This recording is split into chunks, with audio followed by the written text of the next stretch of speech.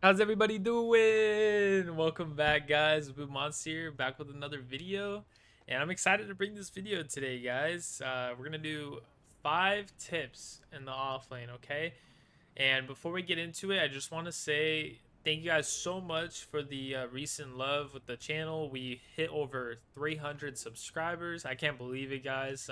You guys have been showing so much love, and thank you guys for the feedback and the subscribers.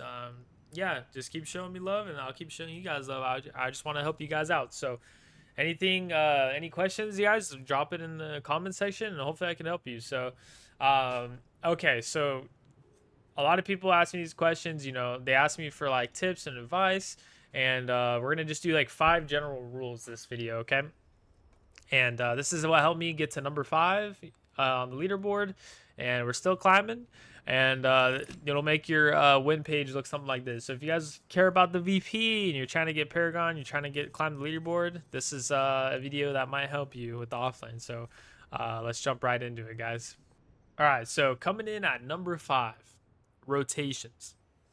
So rotations are pretty simple and what the objective is, but a lot of people miss out on one simple rule. You got to do your chores. So this video, I'm gonna play a little clip. It's nothing crazy, but I'm at 28 minutes. I'm playing Severog, and I'm doing my chores. Right? I always do my chores before I rotate. Unless I have to immediately be there, I will always do my chores. Right?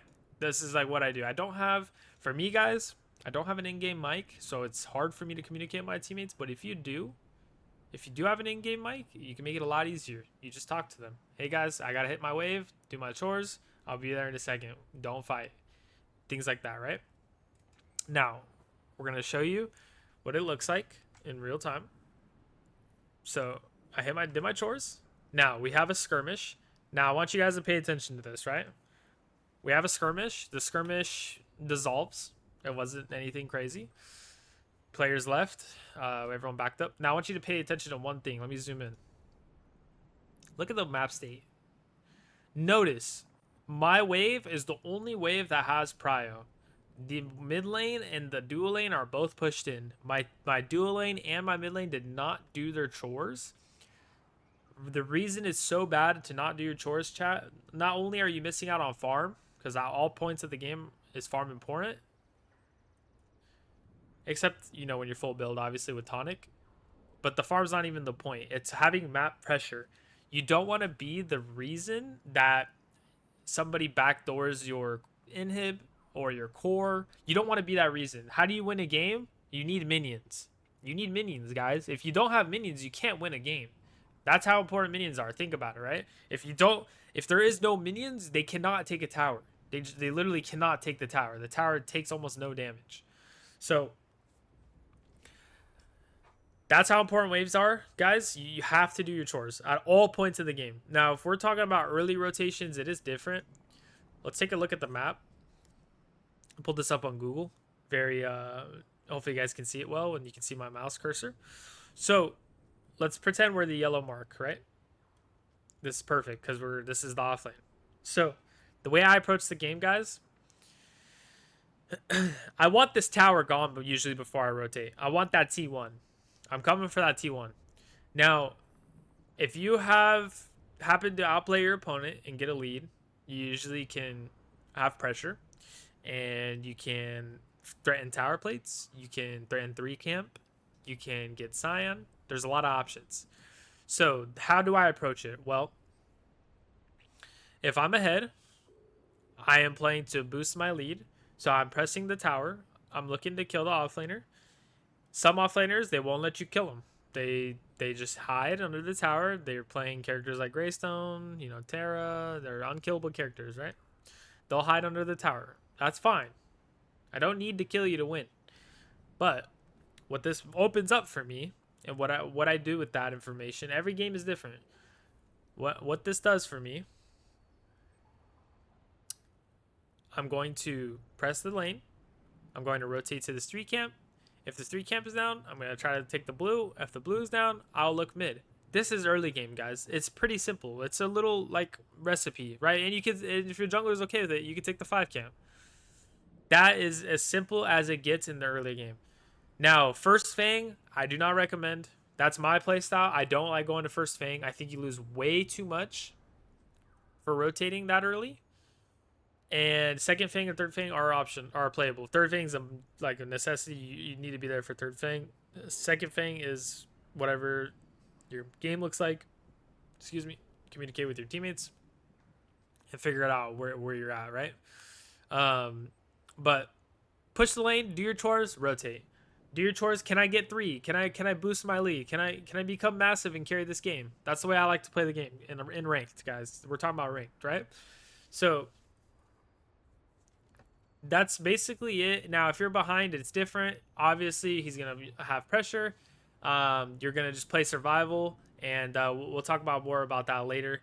But that's basically it for rotations, guys. You don't want to be the guy that's never leaving lane, and your laner is always in there, and your team just starts raging at you. That's happened to me a couple times, but just know where you're at, find your sweet spot, and get as big as possible, and try to help your team as much as you can, right? Okay, guys. Number 4, wave management. So, tip for you is learn how to manipulate waves and manipulate them in your favor, and understand how to not put yourself in a bad position with waves. So I'm going to show you guys this clip. So I'm just going to skim through it because I don't really care too much about the fighting aspect, but I want to show you the wave state. So we get the first blood. Now if I pause it here, I'll zoom in a bit. So you can see this wave crashing, right? You see this wave coming up? So his next wave's coming, and I have 3 of his ranged minions are alive here.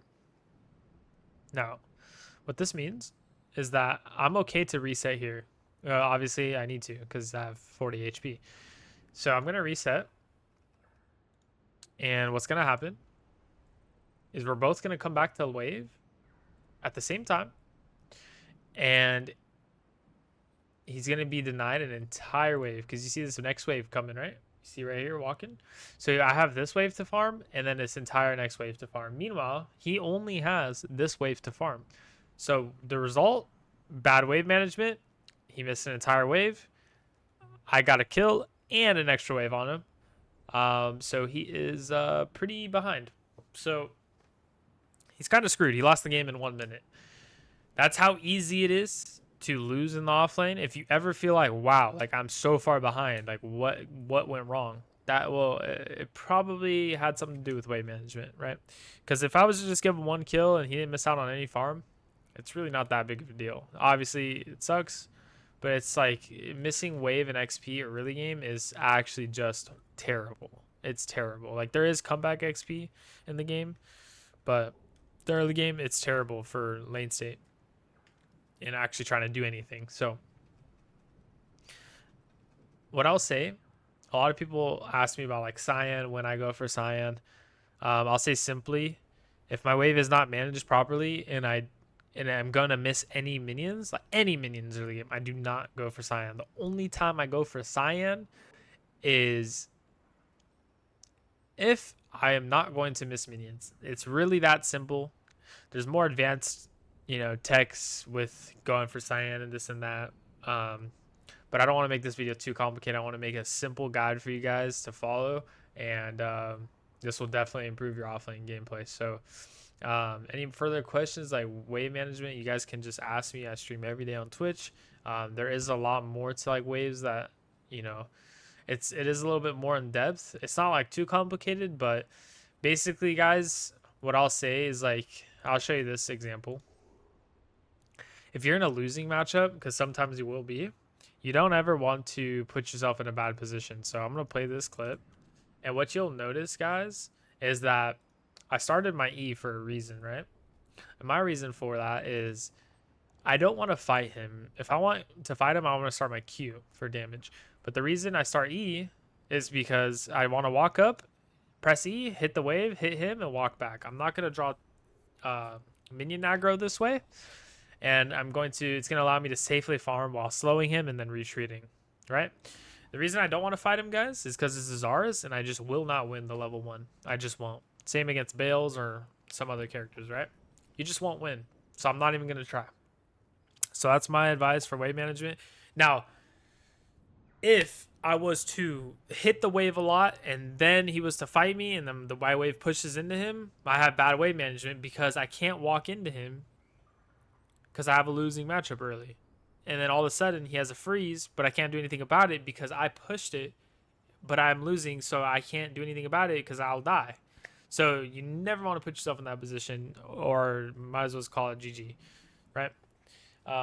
Same thing with like auto attack trading, right? Like if I'm playing 7, he's playing Grux, I don't even want to basic attack the guy. Reason being is if I basic attack him, I will drag my wave and it'll affect my wave state, and it can possibly allow him to freeze it longer. So you got to be very cautious of what you're doing in a losing matchup. Winning matchup, it's different. You want to just press your lead, apply pressure, just make sure you don't get ganked. It's just a different game. It's a lot easier to be in a winning matchup in lane, right? But if you're ever playing a losing matchup to scale or whatever it is, having good wave management is actually the most important thing. If you don't have good wave management, you will literally just lose the game to yourself.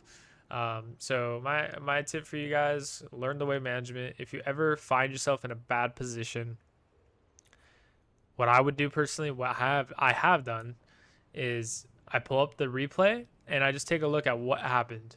Like just see, like everything matters in this game, right? Like you're like hitting the enemy, hitting the minion, hitting, like using this ability, everything matters. So if you ever confused and feel like you don't understand like why you're losing, sometimes it's good to just pull up your replay and just take a look at it, right? Just try to get some like reflect on it, right? Like look at it, see what you can do better. That might actually go a long way for you when it comes to wave management. So hopefully that helps for tip number 4. Okay, guys, tip number 3: mastering a character or a play style. So if we take a look here, let's go on my pet GG. I have almost 800 games on Sevrog, 400 games on Grux. Those are my top 2 heroes, right? If you look at my games, guys, I play a lot of the similar heroes. A lot of Greystone, Sev, Crunch, Kwang, Grux. You just see a lot of the similar heroes when I'm in the offlane, right? So you don't have to play the same heroes, guys, but the reason I say master a hero or playstyle is for this reason only, guys. Playing Sev and playing Terra, like tanks, playing tanks is completely different from playing bruisers, and bruisers is completely different from playing assassins. So playing each role and trying to like do everything and learn everything at once might not work for you, right? It just might not. You might not improve that much because you have. It's just a different game to play Sevrog than it is Countess, for example. Doing like your job in team fights are completely different. Your wave state, early game, your laning phase is completely different. What you can do on the map at different times is just completely different. Assassin, tank, even bruiser, like playing Grux, right? For example, like you can't just run into a team fight with Grux, right? But with Sev and Terra, you can. Like you approach the game differently when you play different heroes. So my advice to you guys is like, you obviously don't have to play just one hero, but try to like find a playstyle that you like and just go after it, right? Like if you want to be an offlaner bruiser player, just play a lot of the bruisers and build the bruiser items. You'll notice that your role, and you'll get comfortable in like what your job is and like what you're doing, and you'll get better at it because you played it a lot and you're mastering it, right? For me, guys, I'm a tank player, then I'm a bruiser player, right? I don't play assassins often. If I do, I can play it okay in ranked, but I don't feel comfortable in comp. Like it's not my go-to. It's not what I like to do for my team, and everyone's different, right? So if you're obviously just playing the game, a lot of people are just playing the game for fun. Play whatever you want to play. But at the end of the day, if you're trying to master something, mastering takes repetition, and the easiest way to get repetition is to play in a similar style. So it's really that simple. Yeah, just give it a try, and See if that helps you. Okay, guys, tip number 2, how to recover from behind. So this is a pretty, I would say, pretty in-depth topic. I'll try to make it as simple as possible. Um, Basically, guys, it's survival. When you're behind, it happens. Things happen in game. We make mistakes or we get ganked. It happens. So playing for survival. We'll take a look at the map again. Now, this is let's pretend you're the yellow and your laner is whoever it is right here, right? You're basically looking to avoid contact with the enemy hero, preserve your health bar as much as possible, farm the wave, and look for their mistakes. The only time you could look to trade damage is if you're safely under tower. You don't want to fight them outside of tower because they'll kill you because you're behind. Now, if you learned how to have good wave management, like on the other tip, and you have practiced it and you do have good wave management, it makes it a little easier. Why? Because if you have good wave management, you learn how to freeze their wave in front of your tower. Why is that important, you may ask?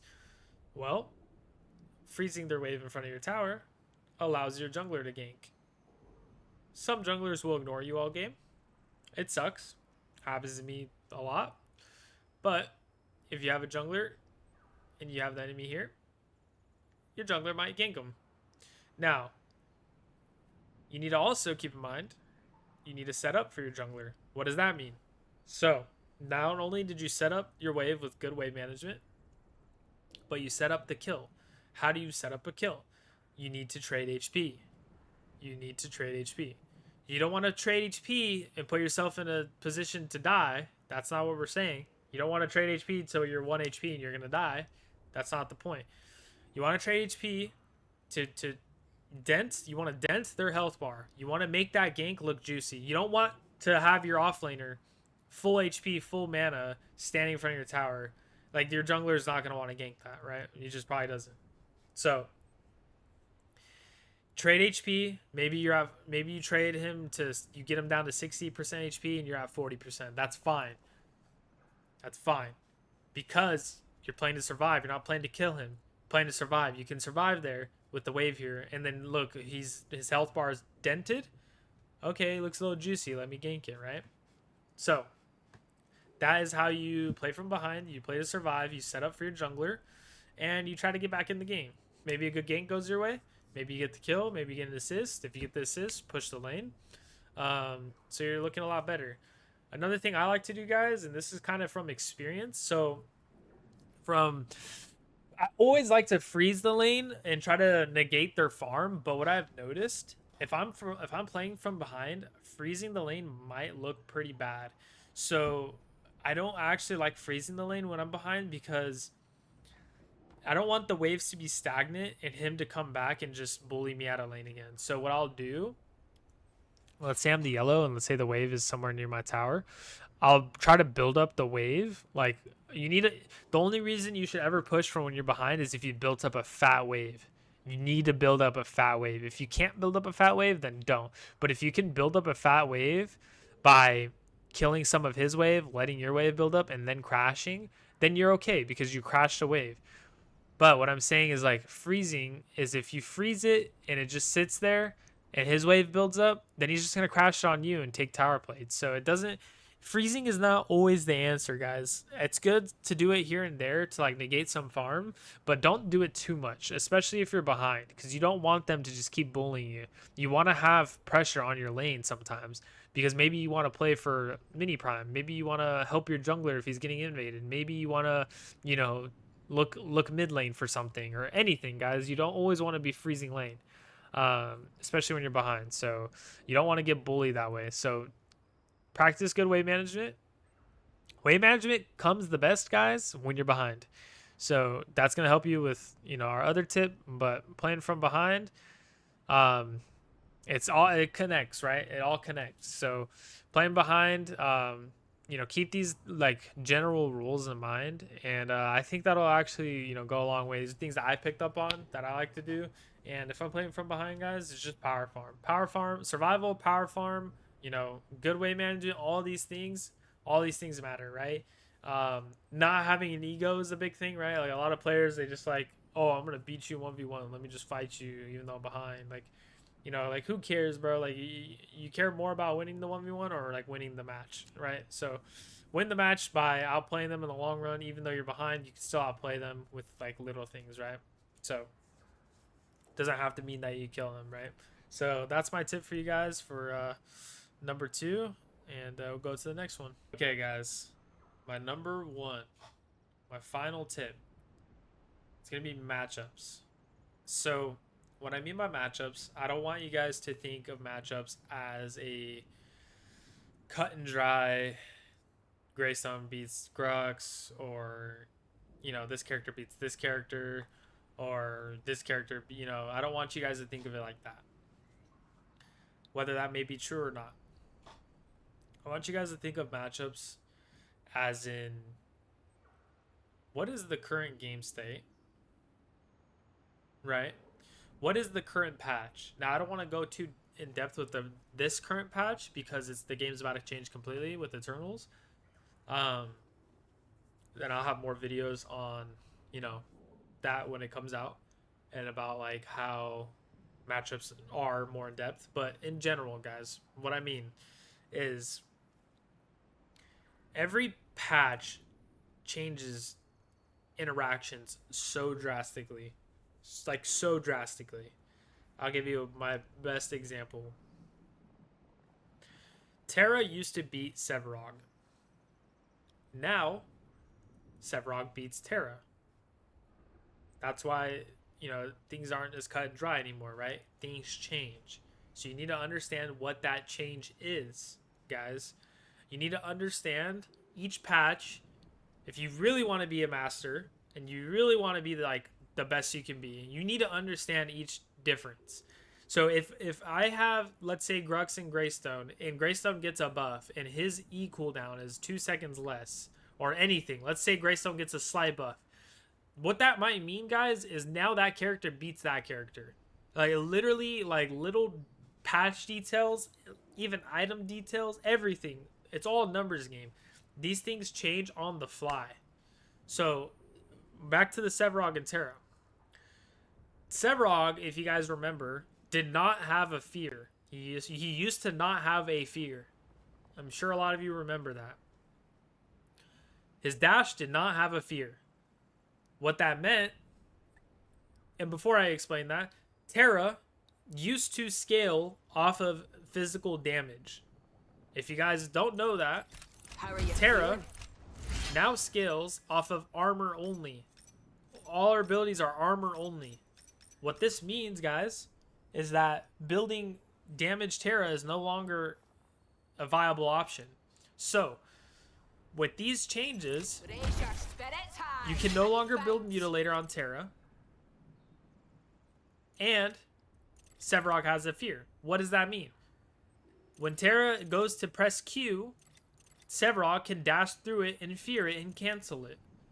Why does that matter? Well, it's mitigating damage. That's all matchups are, guys. You're mitigating as much damage that you can take, meanwhile dishing as much damage as possible. It's all numbers. It's all health pool. It's all damage numbers. It's all it is, guys. That's as simple as it gets. It's literally just that.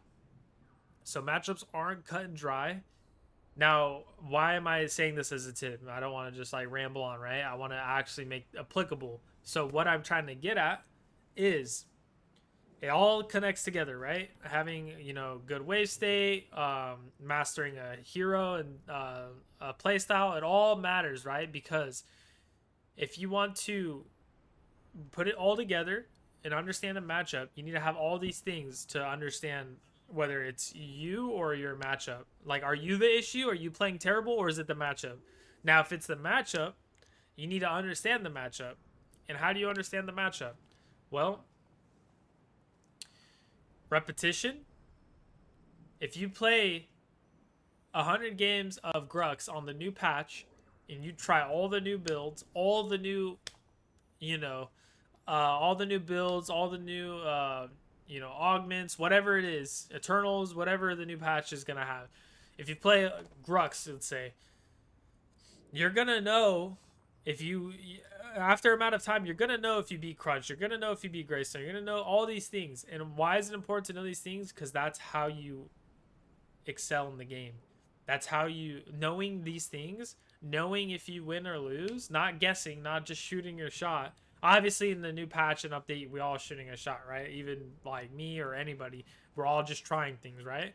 But once you want to like actually excel and you need repetition on these things, you need to know where your character is. That's it's so important, guys. Like that's why I say like mastering a play style, mastering a hero.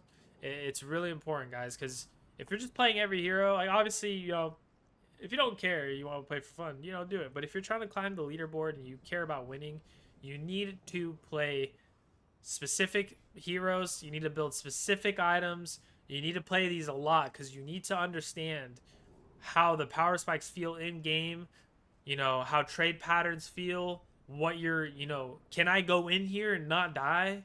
Like, or will I die if I, do this? Or like it's all numbers, guys. Like you need to understand like the matchups as far as like when you can win, when you're gonna lose. And if you can understand that, guys, if you can understand the matchups, if you understand that, I lose early game, but as soon as I get this item, or if I get this, level, or, like if I get my crest, or, all these like little things, if I get to this point, then I win, right? If you understand that, then you're going to just win 99% of your matches. Like, this game, guys, it's a small game. Like it's not that big of a community. Like the competitive scene is very very small, and like even then it's not that competitive. So winning this, like the offlane, is very very easy, guys. It really is. Like all these tips, hopefully they help you if you really like try to break them down and dissect them for yourself and learn what it means for yourself. You guys will just win. Like in the offlane, I can tell you for a fact, you will just win. I play this game all the time and you stream it all the time, and it's really easy to win, guys. It's really easy. So that's it for the video. I hope you guys enjoyed. I hope this applies. I haven't done one of these kind of videos before, so yeah, I hope this is just what helped me, guys, get to top 5. I have been at 1 before, but currently we're sitting at 5, and that's what helped me, guys. So I stream every day on Twitch. Blue Monster 2S's link in the bio. And yeah, if you guys have any questions that I can answer, feel free to come talk to me on Twitch. Leave me a comment in the video, guys. Whatever helped you. I did spend a lot of time, making and editing this, so I really hope that you guys got something from it. And if you stayed all the way to the end, thank you so much. And yeah, I think that's all I really got for right now. We're going to go ahead and finish up the video, but I appreciate you guys and have a great rest of your day. We'll catch you in the next one, all right? Peace out.